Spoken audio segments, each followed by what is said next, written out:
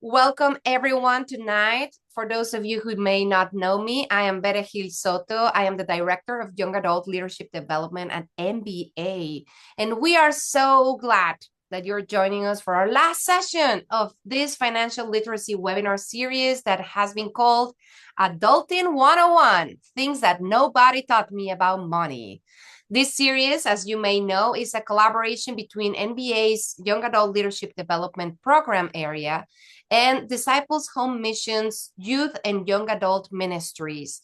Reverend Managerrie Winston, the coordinator of this program, is here with us, and she will take the lead during our webinar later on. So welcome also Reverend Winston to this session. Today we're closing our series, as you heard me just said. And we are doing so with what we hope is an empowering session to help you begin building a legacy for yourself and the communities around you, the communities that you are part of. We have a fabulous speaker who will share some good insights, as I was saying, on savings, investments, debt management, and generosity. But before I introduce our speaker, I want to take some time to do some housekeeping announcements that I want to bring your attention to. Tonight's session will be recorded and will be posted on our website as a resource. That said, we want to honor your sense of privacy, and you can choose to leave your camera on or turn it off. If you want to change your name too, please be free and feel free to do so. We do want to make sure also that your microphone is muted during the presentation portions, but when it is time to ask and to engage, please unmute yourself and engage with us. This webinar is meant to be interactive. So yes, whenever our presenter is asking us questions or asking us to engage in the chat, please do so. We want everyone to feel free to interact in the chat. For those of you who are accustomed to a call and response at church, this is where you can share your amens in the chat, your questions, your thoughts, your emojis of that's right. Engage with us. We just want to know that you are with us and that this is being helpful. And even if there's something that is not quite clicking, let us know as we go too. And now, let me introduce you to our speaker. Kristen Ahlenius is the Director of Financial Experience at Your Money Line. She is leading a team that helps many individuals improve their financial confidence. She's a recognized personal finance expert who has been featured in outlets like NerdWallet and AP News. She holds a bachelor's of science in financial counseling and planning from Purdue University. Boiler up! And a master of science in personal financial planning from Kansas State University. I don't know the Kansas State University shout for things, but along with a graduate certificate in financial therapy and financial planning. She is a certified financial planner, an accredited financial counselor, and she also teaches in the spare time that she finds to have. She also teaches at Texas Tech University. Kristen's focus centers on combining technical knowledge with empathy to support healthier financial habits. Kristen, we're so excited to have you with us, and I hope that everyone else is as excited as I am to hear from you and learn all the good stuff about savings, investments, and generosity, so we can, all of us, build a legacy for ourselves and the communities around us. The time and the virtual floor is now all yours, Kristen. Welcome, and we're all ears. Thank you. I loved the boiler up. That was so good. You really are speaking to me. I am a diehard Purdue fan, so if anyone is a follower of collegiate athletics, you know that the Indiana University win was really, really tough for me the other night. So because my disdain for Purdue or for IU as a Purdue fan runs really deep. So really appreciated that. I'm so excited to be here. This Adulting 101 series, I think is so, so, so important. And I want to start the session with this phrase that one of my colleagues told me years ago that I just cannot get rid of, which is for most people, not the me's of the world, not the Kristens of the world, right? Like I sought out money as my career. It is the thing that I am the most passionate about. I have multiple degrees. You heard all the things, right? For the average person, most of what you know about personal finance is caught and not taught. Let me say that again. For the average person, what you know about your personal finances or personal finance in general is caught and not taught. It's learned through observation, the people around us, the experiences that we have. Most people don't have formal education when it comes to personal finance. And I hope that if you have questions, because I know you will as we go through this, I hope you'll think through that lens of nobody, especially not me, expects you to know the things that we're talking about in this session. So please ask your questions because it has a ripple effect on your community. It has a ripple effect on your circle when we improve our collective financial literacy. Now, I don't know about all of you, but I have to know where our presentation is going. So this is just kind of our little outline. I don't know if it's the type A in me or what, but just want you to know that these are kind of the outline points for today. I want to talk about savings. I want to talk about saving and strategy that matches your real life and that isn't quite so prescriptive in nature. And you'll get more about what I mean by that here in a minute. We'll talk about credit and debt because it's just the reality of the world we live in. We owe more money collectively than we ever have before. So, talking about credit and debt management is really, really important. I want to talk about investing. I want to talk about investing because I think there is this, I shouldn't say I think, I know, because this is the work that I do every day. There is this collective mindset that if I am not already wealthy, there's not a space for me in investing. And that could not be further from the truth. And I want to talk about those entry points because I do think sometimes we hear that. It's like, well, investing is for all. Okay, but what does that mean? What does that mean to me? How do I do that? I want to talk about giving and how it integrates into all these strategies and using the principles, particularly from the saving and investing portion, to then tie into giving, whether that's through your time or through your money. And then I want to recap and obviously open it up for question and answer. Now, as we go through, as mentioned multiple times, please feel free to ask any questions in the chat, pull yourself off mute. I'm here to make sure that you feel like the presentation, that you're getting what you want out of this because you're taking time out of your weekday evening to be here to learn. So all that said, super quick check-in. You do not have to put this in the chat, okay? I want you to just think though for me, like, how do you feel about your financial life right now? Scale of 1 to 10. One is, Kristen, I am one financial hiccup away from like total disaster. I'm on the verge of bankruptcy. 10 is, hey, for where I'm at right now in my stage of life, I'm not really sure I could be doing much better. Kind of where do you feel like your personal finances fall? You have that number in your head. And then I want you to think about, is that influenced by something that recently happened? And what I mean by that is I would probably tell you that my like financial score, like how I feel about my finances is probably like an 8. But truly, the only reason I feel that way is because my partner and I just had a small, small emergency plumbing wise, and we had to have a company excavate our backyard. And so our emergency fund is pretty depleted right now, right? Because that's what it's for. It's for emergencies. But when I think about that 8, I'm like, wait a minute. Shouldn't I actually feel like a 10 because the systems that I put in place worked for me because we had money saved to cover that emergency? So I encourage you to think through that lens as we work through each of these sections. Now, why does all this matter? It matters because financial security not only changes your life, but as I mentioned, it has a ripple effect. It changes generational financial literacy. It changes the people around you. The people around me are better off financially because I pursued this as a career. And that's just the reality. The number of times that someone comes to me and says, hey, Kristen, I started a new job and insert question about their 401k here, right? When you get to be that person, it changes the collective financial wellness of the people around you. Now, the other thing I'd like you to do before we dig into the meat and the potatoes is to think about your very first memory of money. Okay. And it doesn't have to be super, super direct and obvious. Like it doesn't have to be, well, I remember when I got a $20 allowance and that felt like I was the richest woman alive. Okay. It can be indirect. Is this memory positive or is it negative?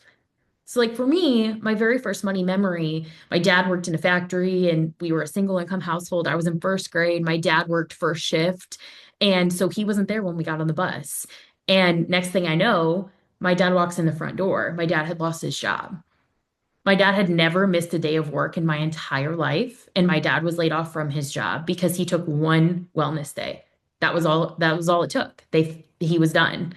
And so my mom, understandably, because finances were not great in my household growing up, my mom lost it. She absolutely lost it. She was incredibly emotional. How are we going to make ends meet? What's going to happen? The girls, I have a younger sister, and I didn't know what any of that meant. I didn't have the actual context around what it means to have a mortgage and bills and all of these things. However, I just knew this was really emotional for my parents and this was a really big deal. And so little first grade Kristen, she goes to class and I'm crying to my teacher, poor Mrs. Neely. Kristen's crying because she doesn't know how her parents are going to pay their bills. And it's so funny because in hindsight, right, my parents were okay. We weren't like super wealthy or anything, but they were able to pay the bills. But what's so interesting about that is that moment, those are called financial flashpoints, those moments that stick out in time when we think about our personal finances. That moment largely shaped my desire to pursue personal finance professionally. So I want you to think as we like kind of work through some of these things about your financial flashpoints and how they might inform the way you approach saving, giving, investing, etc. Maybe you grew up in a house that was lacking financial security, so that's something you really desire. Or maybe you grew up in a house that didn't talk about money and you find yourself repeating those patterns, but you've showed up here to make that change. So saving strategies, they have to meet you where you're at. Okay. I talked about how most people like me, most personal finance experts, we love to like write you your prescription and be like, okay, take your medicine and your finances will be great. And unfortunately, that's just not really how it works in practice because the reality is personal finance is algebra. Like you have a set amount of money, you need this much money. Do you have too much money or do you not have enough money? Like that's ultimately what all of these conversations boil down to is like, do you have enough money to fund the things that you need? But money is not math. Money has very little to do with math. And by writing you a prescription of what you should do, I'm not serving you. So, what I'd like to do is talk about how we can take saving strategies that fit your lifestyle. So, in preparation for today, I was asking about this group collectively. We were talking about, like, hey, many people in this room probably are working more than one job, right? I relate to that. I've never not worked more than one job. My partner and I, between the two of us, we have, well, four. And we also have a small herd of cattle. So technically, I guess five. Like we've never not had a side hustle, having those multiple streams of income. And that's just something that's like part of who we are. So what I need is for your saving strategy to kind of match that approach. So most finance experts would probably be like, okay, Kristen, save 10% of your paycheck. Okay. But like, how do I do that? How do I put systems in place that set me up for success?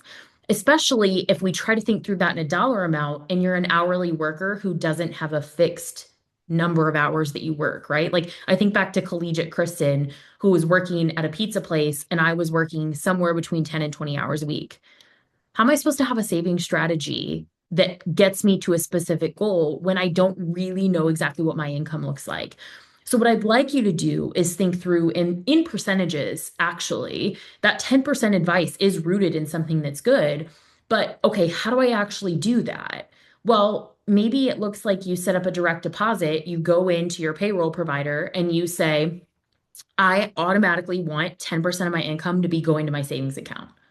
Period. Full stop. Now, if we do it that way, that's got to be a one-way street. Okay. I can't have your savings account connected to your checking account and then you paying your credit card bill out of your savings account because we've completely defeated the purpose. But when we think through the lens of saving, starting with 10% is ultimately the goal. But what I want you to do is just save where you can, right? Like life isn't perfect. We're not perfect. Start with a couple percentage points of contribution. Start with 50 bucks a paycheck. I don't really care, to be honest. I just want you to be the type of person who saves, right? If you wanted to be a marathon runner, what do marathon runners do? They go out and they run miles, right? So if you want to be someone who saves and is financially literate, start saving. Like I said, it doesn't really matter. Of course, we will eventually get to a place where it does. But if you haven't done this before, be the person who saves. I want you to automate whenever possible, okay? There is so much psychology behind putting barriers in place. How do I want to say this? Putting barriers in place that prevent you from doing the things that you shouldn't, or taking down obstacles that get in the way of you doing the things that you should. So maybe you have a hard time saving because you don't have that savings account set up. Okay, we'll automate it. Put the money automatically in the 10%, put all your other bills on auto pay, and what you have left is your spending money. Okay.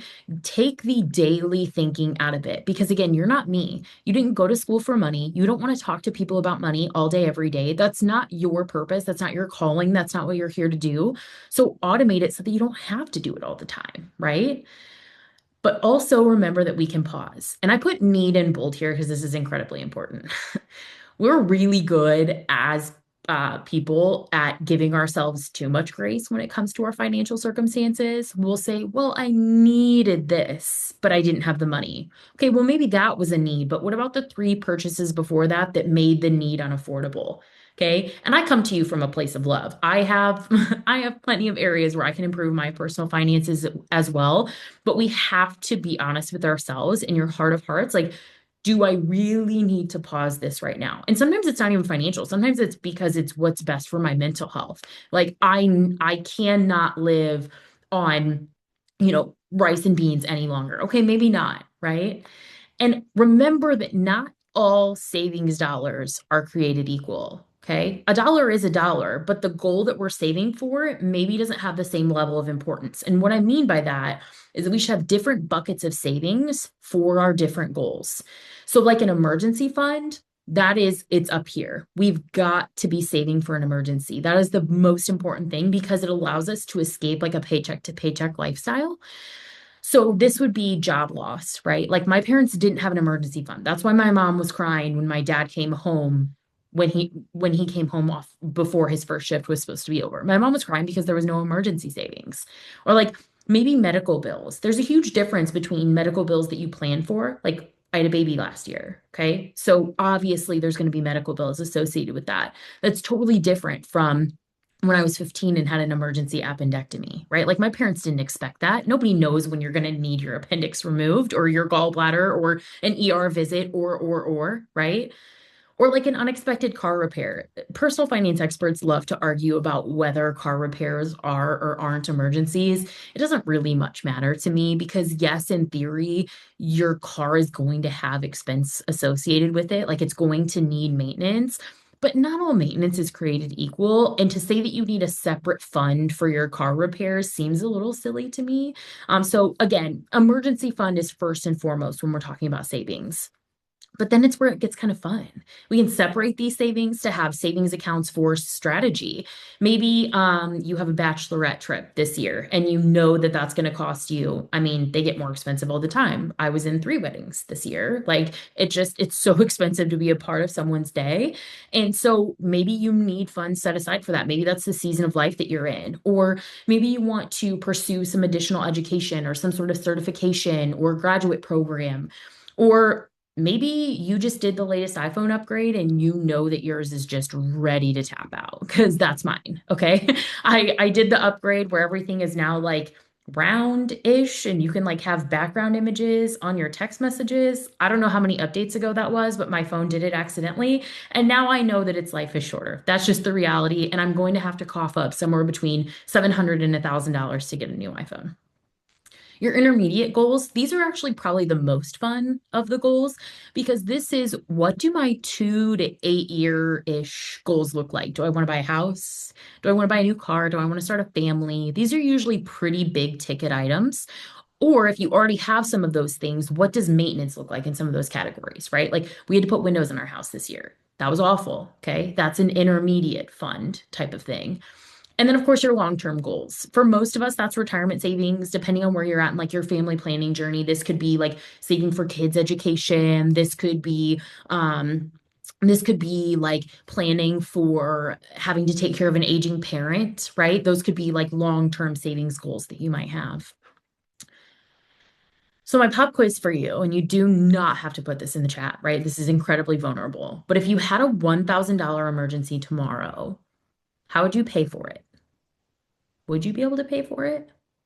Would it go on credit? Would it make you sweat because you weren't sure if you could make ends meet? Because that's real, right? There were many times in my life that I've thought, if I had to spend this money, things would be a little rough for me right now. Okay. And what I want is to free you from that thought cycle. That's the goal. So here's some tools, tips, and resources when we're thinking about saving. Okay. Life is so busy. I've said this once and I really mean it. I don't want you to think about your money all day, every day. It's not your job. It's not your career, right? It's likely not your passion. So we can look at budgeting or tracking apps. I provided some resources in a doc that has a few options that are really like popular players in the space. The key, what's really hard about this is people always ask me, like, Kristen, what budgeting app should I use? Personal finance, it's right there in the name, you guys. It's personal. So finding a budgeting app that works for you is so much more about you and your personality than it is about the tech associated with the app. Like if you're someone who's incredibly type A and you're saying, Kristen, I need to know to the penny. I need to know every dollar. I need to know where it's going. I need to know exactly how much I have saved for this goal on this date at this time. There's this app called You Need a Budget. Okay, that one's for you. It is like the most involved. They have like their own community on Reddit. They are so into budgeting, okay? Not for me. You Need a Budget is not for me, okay? Now, if you're someone who's a little more type B, but you're saying, hey, I think I need to be better about this, just track your problem category, okay? You don't need me or a budgeting app to tell you your problem category. Although I probably could tell you, and I don't know anything about your personal finances. It's food away from your house. You need to eat at home more, okay? It's Amazon. You need to break up with Amazon, most likely, okay? Those are like the two problem areas for most people. So just track your problem category. Maybe you don't need a full like budget plan software, right? If you're someone who's never budgeted before, downloading a budgeting app is probably too much. Okay. We need to take small steps. We'll talk about atomic habits here in a little bit. We need to take small steps to reach our goals. I talked about putting your savings at a secondary bank. Don't even link them. Don't link your primary checking account to your savings. Out of sight, out of mind. This money doesn't exist. It's for an emergency. I can get it ultimately if I need it, but make it more difficult for you to access it. And then create savings rules, right? Like it's tax. If you're watching this live, it's tax refund season, right? Everybody's favorite time of year. Everybody's so scared of the IRS, but when we see that we're getting a refund, we love them so much. Okay. If you receive a tax refund, before you know the amount, pledge what you're going to do with that refund. This psychology there is, and I can't remember the exact number. It's like we're like 70% more likely to follow through on that goal if we set the goal before we know the amount. It's a crazy number. So set the goal before you know how much money you might get in a refund. Say, Kristen, I'm going to pledge 50% for my emergency fund, 40% to debt, and 10% for something fun because you probably deserve something fun. But set those parameters before the money hits your account or before you even know what the amount is. You're much more likely to follow through. And remember that any amount saved is worth it. No matter what you're able to save, you're breaking dependence on your income. And that's ultimately our financial goal collectively. That's what retirement is. It's breaking your dependence on earned income. And if you can break your dependence on a dollar, you're one step closer to a successful retirement. Now, before we dig into credit and debt, anybody have any savings questions? I want to make sure that we honor the questions you might have about like the individual parts. And if not, that's okay. We can keep moving forward. Good deal. Credit and debt is probably where I get the most questions, but it's also the most vulnerable category, and this is a small group. So if you don't feel comfortable asking your credit and debt questions, I totally understand. I can maybe say, like, I get a lot of questions about this and see if it's a question that you might have. Because again, I know it's a really vulnerable category. There's a lot of shame and stigma that comes with credit and debt management. But ultimately, knowing how credit works, knowing what resources are available to you, when to leverage them can totally change your financial life. Okay. First of all, I want you to know that debt isn't failure. If you're watching this session, if you're here now and you have outstanding debt, you can absolutely right this ship, right? We don't live in a perfect world. In a perfect world, you would never borrow a dollar, ever. You would just have the money to pay for everything that you need when you need it. And then that includes your home, by the way, right? Like in a perfect world, we wouldn't ever have to pay someone else for the money that we don't have today. We do not live in a perfect world. I do not need to tell all of you that. It's just where you draw the line, right? And I also know that some people feel really convicted about not borrowing money. Like I know people who've legitimately never borrowed money because that's something they felt really passionate about. Your value systems are your own, and you have to decide how to navigate those. I'm just here to help you understand how debt may or may not play a role, positive or negative, in your financial life. Because debt isn't always the enemy, right? It can be a tool. Like, for example, I talked about my household was not financially stable, right? My parents, we were a one income household. My dad worked in a factory. My parents were barely making ends meet more often than they weren't. You guys, I wanted to go to college. I'm a first generation college student. How was I going to get there without student loans? It just wasn't going to happen. It was not going to happen in my household. And so, yeah, I could have saved for it. And then and I went to a school that's actually considered really affordable in the grand scheme of higher ed. Yeah, I could have saved for it. I did work as I went. I tried to have the least amount of debt as I possibly could, but my career would have looked completely different had I not taken out student loans, right? We have to be really, really intentional about those decisions, but sometimes they're necessary. Sometimes debt is necessary. And I also want to point out that debt acquired for survival is not shameful. Okay. There is no shame if you've taken out debt for your basic needs. If you were in a position where I had to put groceries or my light bill, or like if you live where I live, it is like the tundra outside right now. Okay. And there's like this big whole thing about utility bills and how expensive they are. Like the average utility bill in this area just for natural gas was like $300+, right? You have to have heat in your home. Okay. Now, we have to evaluate and say, okay, what could I maybe have done differently to prevent myself from being in that situation in the future? We have to have a plan to get out of debt, but there's no sense in dwelling on debt that we acquired for survival. And the goal, if we use debt, is to understand, was it a tool? Was it something I needed that it got me to my next goal? Or was it ultimately a crutch? So, like, why do you have the debt? And how did you acquire it? So, something I hear not infrequently is, well, Kristen, I have a credit card balance because I had to move for my new job and I didn't have the money to move for my new job. And okay, that sounds like a really legitimate reason. Like you had to move, you wanted gainful employment. I'm with you. I'm head nodding. But then we look at the statements and it's like, wait a minute, wait a minute, wait a minute. The move cost you $2,000 and now your credit card balance is $3,000. So what's going on with this $1,000 difference here, right? We sometimes give ourselves permission to live in a cycle of debt that started out of true need or justifiable circumstances. So again, this is where we have to look internally and say, okay, now wait a minute. This part is totally justified and okay, but this part over here, I may have been a little bit too lenient with myself. And you know what? That's a really great opportunity for me to be better moving forward. It's okay. Both of those things can exist. And I want you to know that all debt isn't equal either, right? There's good debt and there's bad debt. And again, personal finance experts, we love to debate the merits of good and bad debt. And people love to get really specific about, well, Kristen, why would I pay off my mortgage when my interest rate is 5% and I can earn 8% in my 401k? We're not getting into all those nuances. Let's just talk about just basic good versus bad debt for most people, okay?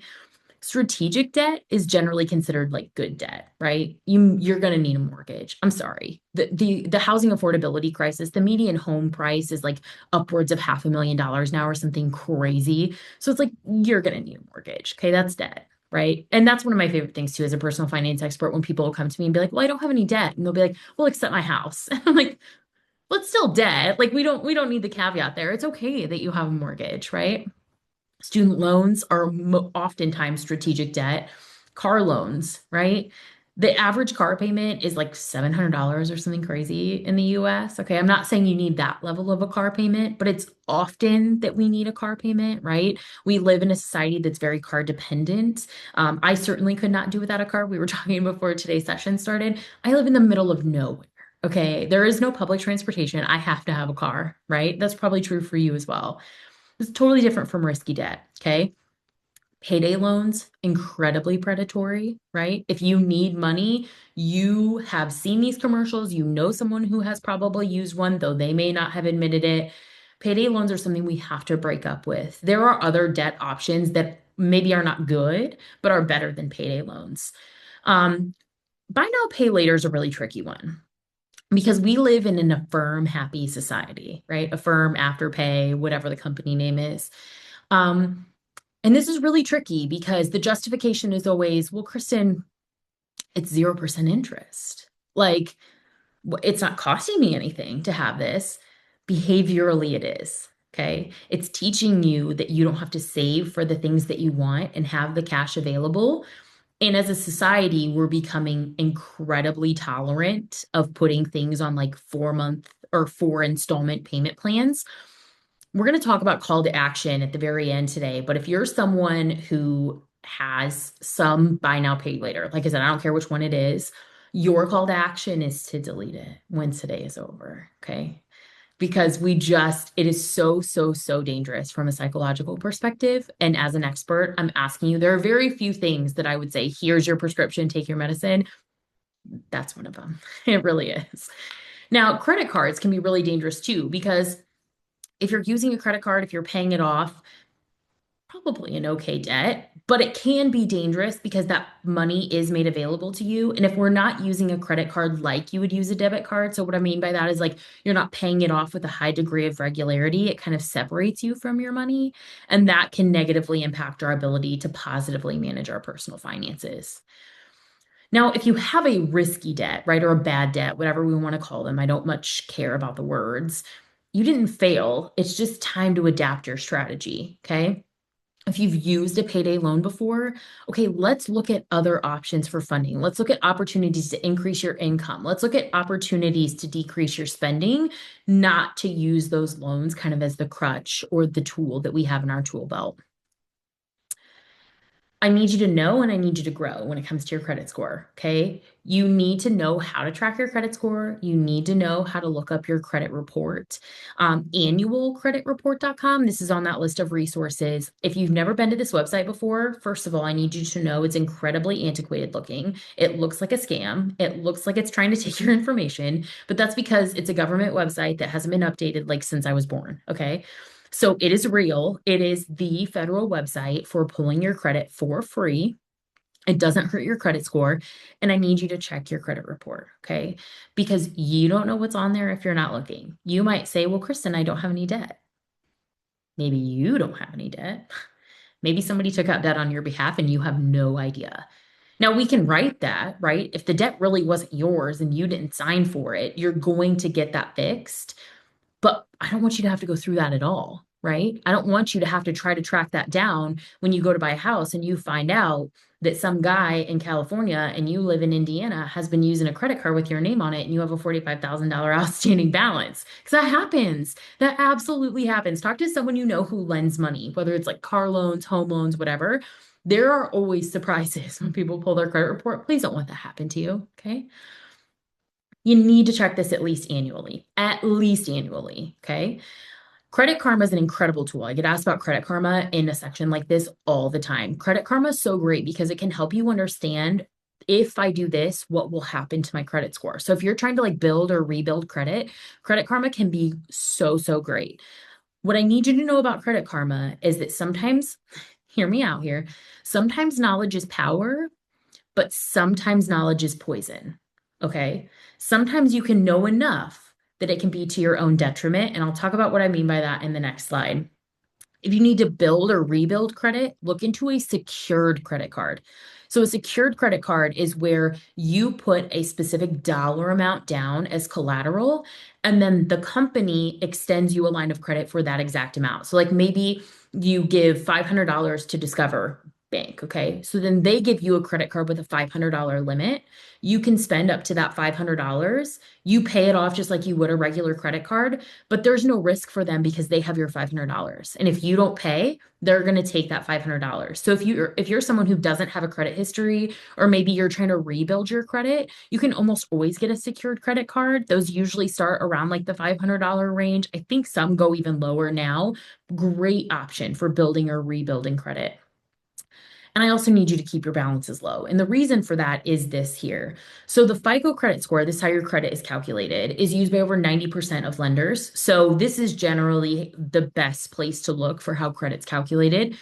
The first two things are really the ones we need to know. And that is, do you pay your bills on time?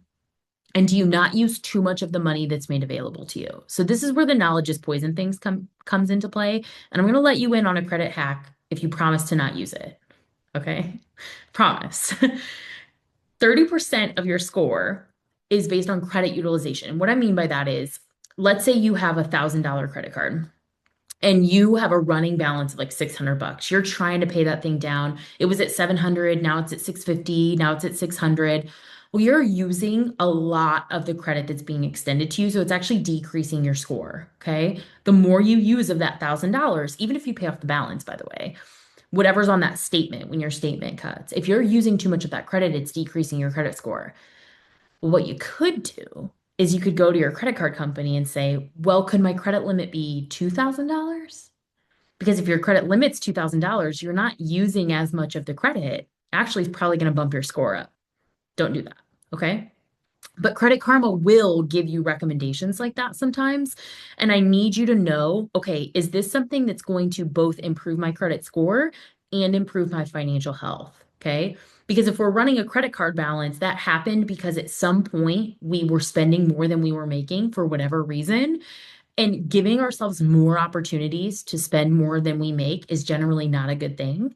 So don't increase your credit limit just to increase your credit score. Okay. I know there's a lot of stigma about credit scores. I grew up in one of those houses. My dad's credit score was 850 one time and he was like over the moon. It doesn't matter. Okay. Let me be the one to free you from that. As long as you have a good credit score, like 760 and above, once it's that range, you do not have to worry about being perfect. Okay. It does not matter. It's all the same to lenders. You're considered credit worthy. The other factors are important, but not nearly as important as, Kristen, do I pay my bills on time? And do I not use too much of the credit? Great question. So the question in the chat is, if I use my credit card as a debit card, as long as I don't have a high utilization, by the closing date, that's good. Yes, but so once you use 30% of that available limit, that's when we first start to see that first decrease. So again, that's even if you pay it off. So like, again, let's use that $1,000 balance example. Let's say you went and you put new tires on your car. Okay. The bill's 750 bucks. You get the statement, you owe 750 out of the 1,000. That's going to decrease your score even if you pay it off the very next day. So it's about what's on that statement when it cuts. Anything under 30% is generally considered like okay from a credit score perspective. You'll see a decrease at about 30, and then you'll see another pretty big decrease around 50, and then it'll continue to decrease as that utilization increases. And by the way, that's per card or per line of credit, and also in aggregate. So if you have multiple credit cards, they're also looking at how much of the total credit that's made available to you are you using. Now, this is different from personal loans or what are called installment loans, loans that have a set beginning and end date. So like if you finance $25,000 for a new car and you have, or a new to you car, and you're on payment 2 and you still owe $24,000, you're not being punished for that. That's the expectation. That's totally different from lines of credit. Does that make sense? Good deal. So the real impact, why does this matter? I know that there's so much to cover here, so I will gloss over this one just a little bit, but I just want you to note that someone who has a score that's considered good versus someone who has a score that's considered like bad or poor, there's a pretty stark difference in the total cost of borrowing just $2,500 in this example. So someone who has a good credit score that needed to borrow $2,500, the total cost of that loan was $3,238 versus someone who had poor or bad credit that cost them $4,715. Okay. So this is really, really impactful. So many things are impacted by your credit score. Your car insurance rates, whether you're approved for an apartment, your employer could be looking at it. If you want to buy a house, if you want to buy a car, they're looking at your credit score. They're looking at your credit history. Now, investing. The big, big takeaway from this, so many of these principles are the same as savings. So this portion and the giving portion will be much quicker.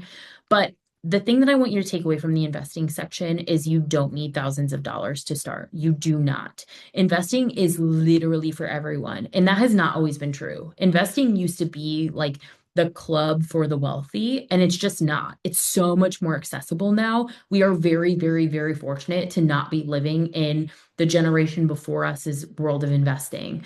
You could download, I wouldn't recommend this, but you could download Robinhood tomorrow and you could start investing. The barrier to entry is nearly non-existent, which is so incredible. Now, again, power and poison, right? You don't need to be rich to invest. you can start small. Okay. Even $5, $50 opens a lot of like online brokerage accounts. I listed a couple options. Actually, I think I linked for all of you. NerdWallet is a company that's really, really great in the personal finance space. They have a list of online brokerage platforms to use, which is the company that you invest your dollars with. Um, they did a list of like best platforms. Go to that list, see the pros and cons and what might work for you. A lot of them have really, really small barriers to entry now, which is so great because the key is time, not just money. The time to learn about investing and to start investing your dollars is before you have it. Okay. Because we have to be the type of people that are okay with like separating ourselves from those dollars. You know how scary it is if you've never done this before? The first time I put money in a 401k, and for those who aren't sure, you can't touch money in your 401k until you're 59 and a half. And I'm 19 years old, 20 years old. And it's like, okay, put this money in this account and you don't get to touch it for 3 decades. It's like, wait a minute, wait a minute, wait a minute. I don't know if I'm comfortable with that. Okay. So we need to be comfortable with those systems before we are to a place where we feel like we're actually entitled to investing. The time to learn is before you actually need the money or before you need the accounts. So you could use micro investing apps like Acorns. Some of those apps you have to be a little careful of, make sure the rules are set up in a way that makes sense for you. If you have access to a retirement account through your employer, that is often the cheapest and lowest barrier to entry way to invest. That could be a 401k, it could be a 403b, it could be a simple IRA. Going through your employer because so many people are investing together is generally really, really cheap when it comes to investing. Um, and this again totally depends on the accounts that are available to you. Now, these last two things are things to take note of and do maybe some research. Index funds. This is the thing you have to learn about, and we just don't have the time to dig into this in this presentation, unfortunately. Index funds are kind of the name of the game in the investment space. And contrary to what my father would have you believe, the stock market is not gambling. So if we learn about how investment funds work, about how our dollars are invested, we become so much more comfortable with that knowledge. Okay. And again, learn before you leap. There's so many creators on YouTube, right, that are helping you understand these things. I linked one of the NerdWallet articles, but their website is unbelievable. So many resources for learning about investing, investment strategy, things like risk tolerance. That knowledge base is so deep. I also linked Investopedia.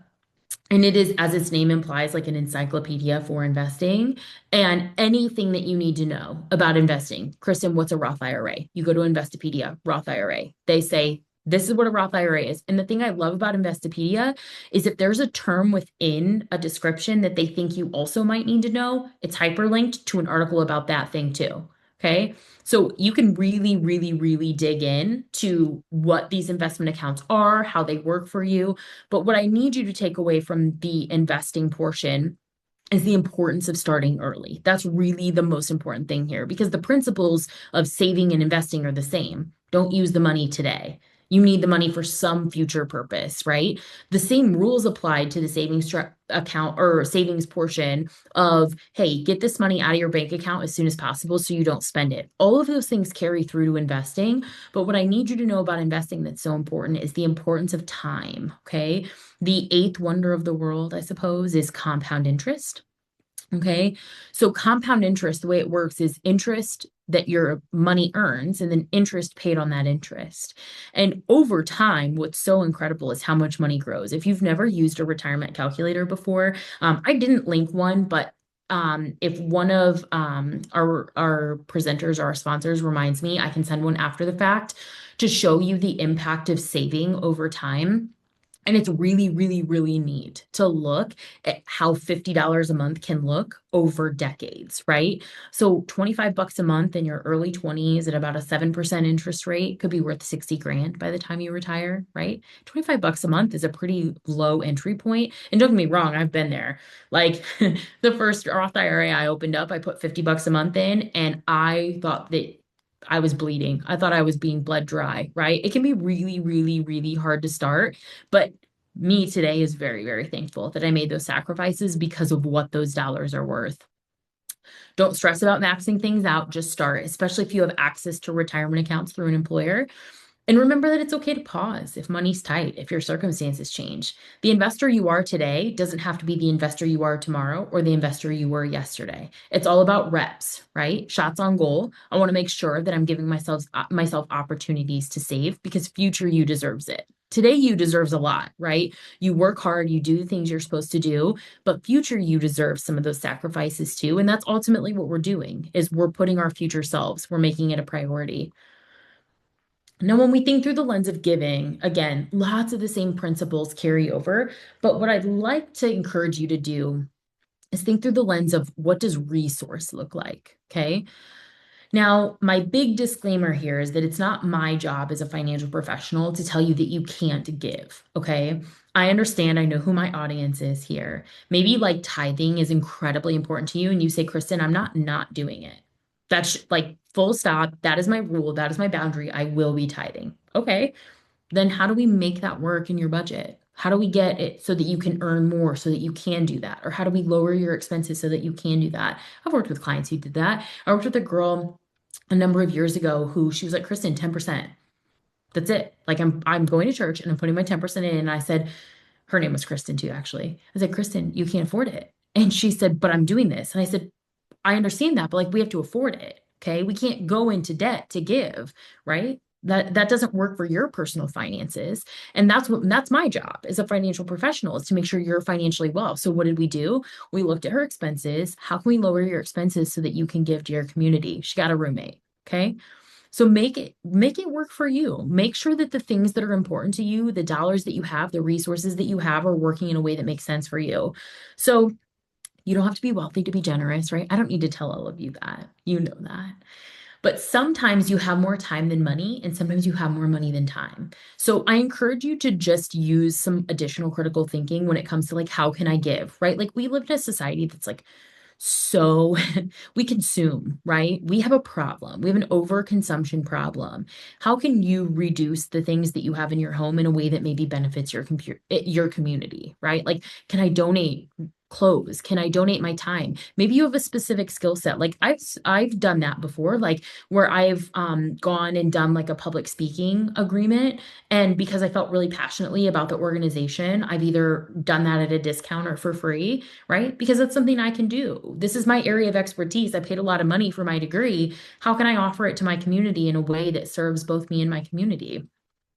But the most important thing here is that giving builds intentionality and your identity, right? You say, I'm someone who makes an impact. I'm someone who gives. Okay, well, how does your saving and investing strategy line up in a way that allows you to be someone who gives? I also want you to give in your season, right? What does charity look like for your financial health? Ask yourself, what skills do I have now? Do I have time? Do I have money? Do I have a different skill? Do I have resources? How can I use that for my community? And remember, how you decide to give today, just like the way you invest, doesn't have to be the way you give tomorrow. Maybe you feel really, really passionately about financially contributing to your community, and you say, Kristen, I just like can't make that work right now. But I'm on the path to make that work. Like I have a path and I plan in place to pay off my debt, to increase my income, to reduce my expenses so I can be that person. um Add a generosity line to your budget, right? Like put it in your budget. It's in my budget, right? My partner and I feel really, really strongly about the 4-H fair. We just do. And so like when there are buyers groups every summer, we always contribute to buyers groups. It's something that's really important to us. It's in our budget. And then use giving milestones, right? Like when I fully fund my emergency fund, I will put X amount toward insert thing that you're passionate about here, right? Because then the goal is serving both you and your community in some way. So I want you to ask yourself, what does generosity look like in your life today? But more importantly, what could it look like if it was a planned part of your financial life? If I said, I'm going to, in advance, know that this summer for the 4-H buyers groups, we're going to contribute $300, right? And throughout the year, we put money aside to contribute to the 4-H fair, right? What does giving look like if you're thinking proactively about it? Because you deserve that, and your money deserves that, and the people that you want to give to deserve that. Okay. Now you're thinking, Kristen, this all sounds so good. Love this. Where do I even start? So here are two resources before I open it up for questions. I have two books here that I think are not personal finance books, so you don't have to snore, I promise. But these are books about behavior and about who we are as people and how we can use that to change ourselves financially. The first one, this one here, is called The Four Tendencies by Gretchen Rubin. I linked it in the resources, or I put it in the resources. I didn't link it because you can buy it from wherever. This is about how you're held accountable as a human, okay? Are you held accountable by other people, or are you held accountable by yourself? So, like for me, I'm not holding myself accountable. I'm just not doing it. Okay. Other people need to hold me accountable. So for me to reach whatever goal I have, I need to put systems in place that make sure that other people are counting on me and like trick myself then into doing it. So like if my house isn't as clean as I want it to be, but it's really important to me that my friends' kids crawl on the floor and don't have dog hair on their fingers, I'm going to have them over for dinner so that I put some real care into my floors before they come over, right? Put systems in place that set you up for success. Gretchen Rubin, Four Tendencies. Love it, love it, love it. And the second one is Atomic Habits. Okay. This is an oldie, but it's a goodie. If you haven't read it, it's all about big change or small changes turn into remarkable results. Being 1% better each and every day is the premise of this book. But the thing I like the most about this book when it comes to our personal finances is that if you put systems in place that make bad decisions or the things you know you shouldn't do harder to do, you're less likely to do them. So I said, maybe you need to break up with Amazon. Okay. Maybe you're ordering through Amazon too much. What that would look like through that lens is removing your credit card from your Amazon account because you're less likely to make that purchase if you have to get up and go get the credit card. Or if you're someone like me who has your numbers memorized, maybe you have to get a different card so that then you don't know the numbers because that puts a barrier in place between you and that decision that you know that you shouldn't make. Okay. So putting systems in place that make it more difficult for us to make bad decisions, make it so that we are less likely to make them. And that's the premise of this book. If you've never read it, it's so, so, so good. Again, both of these books, you could probably read the Cliff Notes and get the gist of them, and they're quite lengthy. But they are two great recommendations that have nothing to do with personal finance, but will improve your financial health. So my call to action for all of you before I ask if you have any questions, when today's session is over, before you go get dinner or go rescue your infant from your partner, before you do those things, okay, choose one thing that you're going to change, one small thing that you're going to change based on today's presentation. You're going to unlink your Amazon account. You're going to delete your Affirm. You're going to set up direct deposit so that 10% of your check goes to your savings. Something that is good for your financial health that's easy, okay? Easy win. You're going to do that before you go do anything else, okay? Because you're motivated now, you want to do this now. And if you walk away from your computer and you don't do it, the odds that you follow through plummet. Okay. So that's how we are as people. It's not your fault. It's just your psychology, right? Check your credit report. That's a great one. That's so, so, so good. Annualcreditreport.com. You verify your information. You make sure things look like they're supposed to. Okay. If you've never checked your credit report, it can be really overwhelming, and that's okay. Download the report and review it tomorrow when you drink your cup of coffee in the morning or when you check your morning email. Okay. Choose one thing to change today. Any questions? Yeah, sure. Well, first of all, thank you so much for organizing all this. It's amazing that we can have all this information, especially in the religious environment. And second, well, first question, do you mind giving the name of the first book that you just show us? The second one Oh, is Atomic Habits, but the first yes. The first one is called The Four Tendencies. one, I think that the document got put in the chat. It's a PDF. And I linked both of those there as well if you didn't catch that. okay, awesome. Awesome. Yeah. Thank you. Yeah, And you're so welcome. and the other question is, how many accounts we should have? I understand you should have the savings, Yeah. the debit card, but what if I'm in not a debt? I'm zero debt. I just passed all that I'm zero debt. I have everything pay off. Like what I'm gonna do with my money? I have 50,000 bucks. How I'm gonna divide it? Where I'm gonna put it? How I'm Yeah. gonna deal with that first. It's not a lot, but it's something. And now I'm in the blessed space that I can think about what I'm gonna do, how I'm gonna invest. Of course, I don't know nothing about financial, but well enough to educate myself for the last 2, 3 years, just reading everything what I can.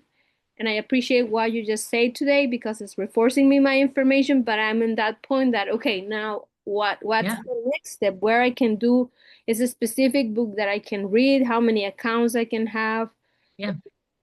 and also how can I help, as you say, my community. That's exactly what I want to do. I'm so excited that I grew up, as you say, thank you for sharing, in a family where never talk about money because isn't there's no money that you can talk about it. But Mhm. first generation in college as well. Okay, so what I'm gonna do in this point of my life, how I'm gonna also educate my family members in my community, my friends. I'm thinking also to do like something that you guys are doing exactly in my community. So I'm eager to hear like I can be an example, but also I need to do the next step. What could be my next step? I know that I should have several accounts. I'm gonna start for that question. I know I throw a lot of stuff in the table right Oh, now, but it's important to me to say it because I don't know where to talk to about it. yeah, of course. It's so hard, right? So for speaking just generally without knowing lots of the details, of course, is first line of defense is always having a really strong emergency fund. So what that looks like in practice is having approximately 3 to 6 months of your expenses, your like bare minimum expenses saved. So if you're a single income household, so if you're two people but one income, or if you're one person with one income, usually we want closer to that 6 month mark saved. And that should be like in its own account separate. If you're a two income household or if there's two people in your house. So ultimately what it's about is how many hours are available to our household to gain and to have gainful employment. Um, Closer to 3 months is usually acceptable. Now, once you get past that, then that's where we start funding that intermediate. So what expenses might be coming up that my financial life would be better if I didn't have to take on debt? Because if you're at a place where you don't have debt, not re-entering debt repayment is so incredibly important. So like for example, I don't have a car payment. I haven't had a car payment since 2018 because that was like high priority for me. Okay, but I can't not have a car payment if I'm not saving for my next car purchase because my car's going to die eventually, right? Like, hopefully, my Toyota runs for like an eternity because that's like what they're known for.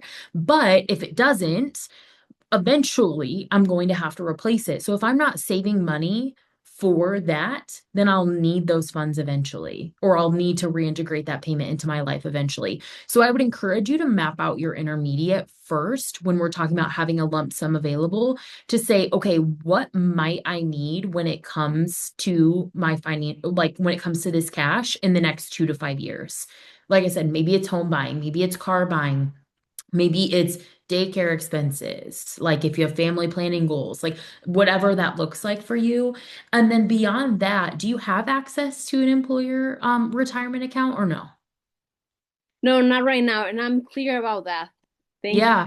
Yeah, thank you for asking, but no, I don't have employer right now. So well, I would encourage you to look the one resource that I linked there, the Nerd Wallet list, and maybe look at what your retirement options are and start doing some research on what's called a Roth IRA. ROTH. Yeah, that would be your next probably line of defense and see what it might look like for you to save 10% of your annual income in that Roth IRA and potentially even using some of those funds that you have saved to kind of like catch up on those contributions. Because Roth IRAs are like such an incredible retirement savings tool. Yeah, I already know about the Roth. So it's a debit account, savings account. It's the Mhm. Roth.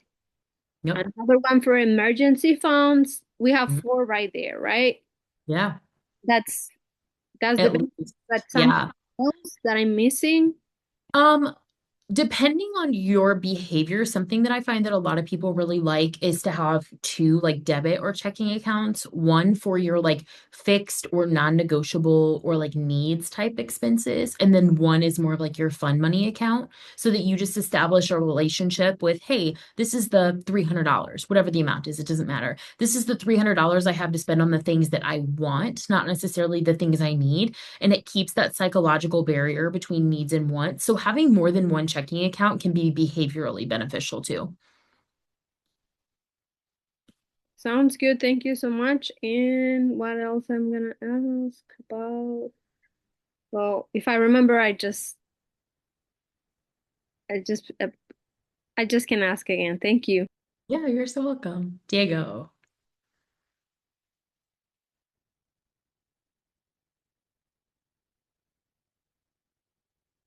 I really appreciate all the content.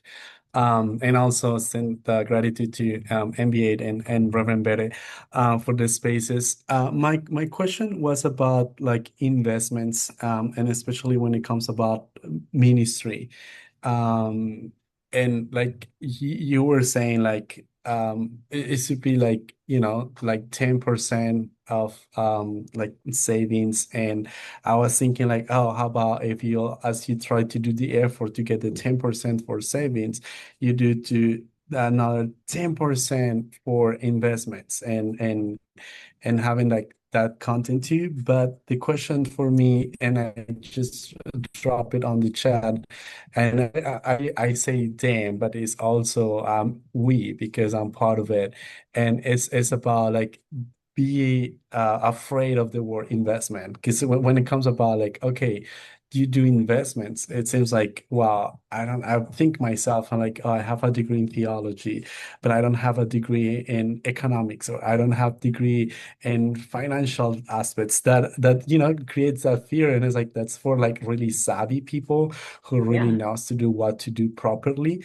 and manage that. And I wonder if it's I mean, you mentioned a couple of resources, but I wonder if there's any course that really takes you for like beginners, and help you to walk through, because it says like when you're go alone, you go far, but you go with someone else, you go farther.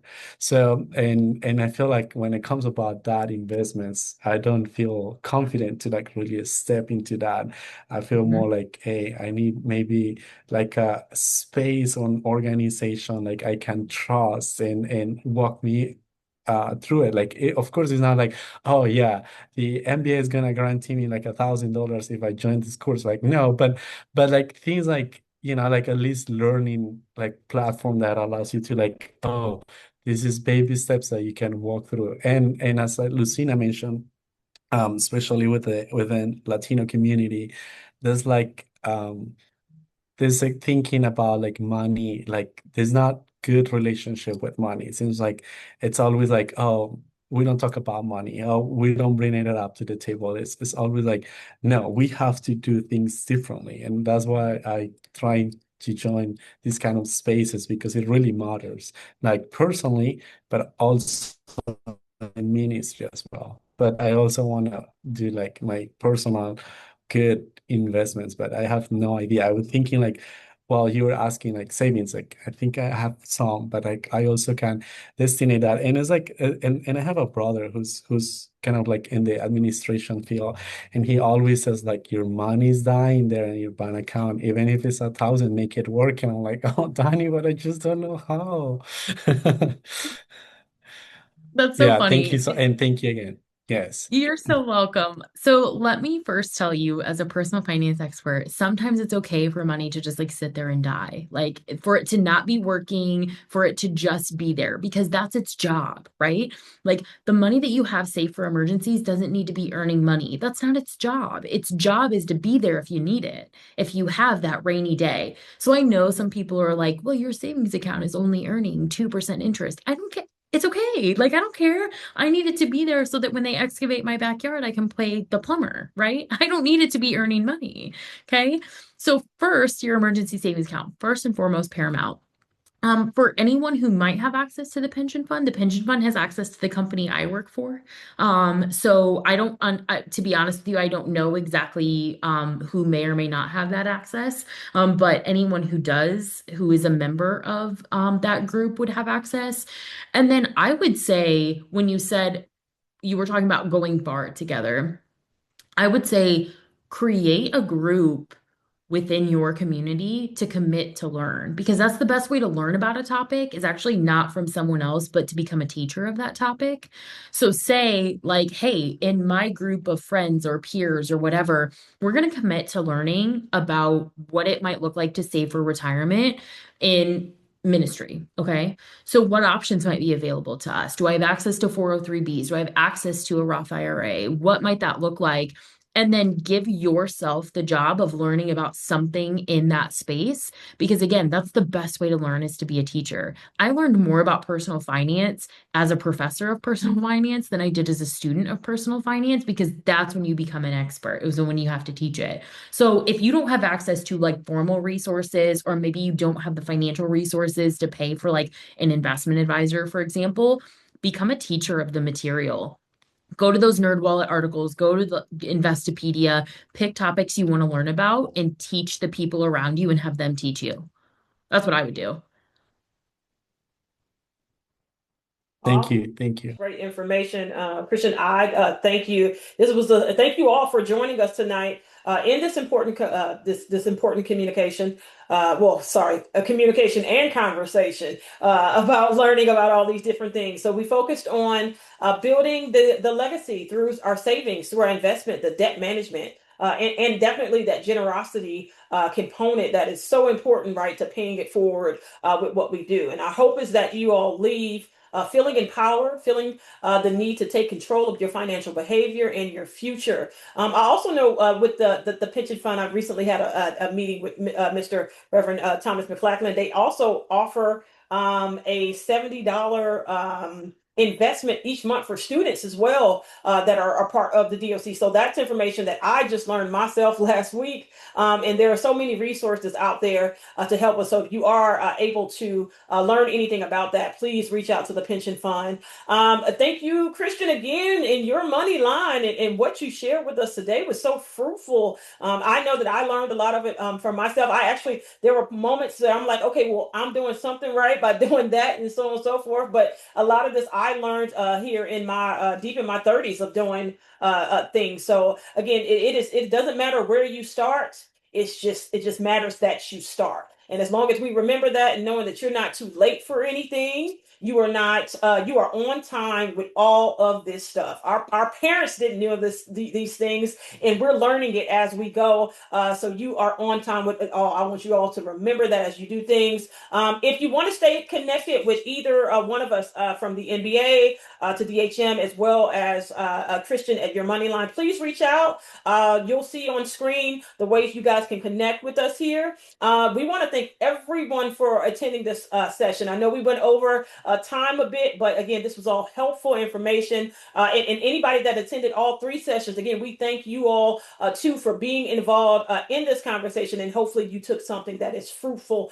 We thank you for your commitment and your leadership and development. As we close this last session out, please take a moment to complete the evaluation survey. We want to know what you took from it, how you perceived everything, and what else that we all can do to share our resources and the knowledge out there for what young adults and youth need to continue to be successful. So fill that survey out for us. Your feedback is going to help us continue to do these things and offer those resources. Thank you all again, and have a wonderful night. Thank you all. Bye.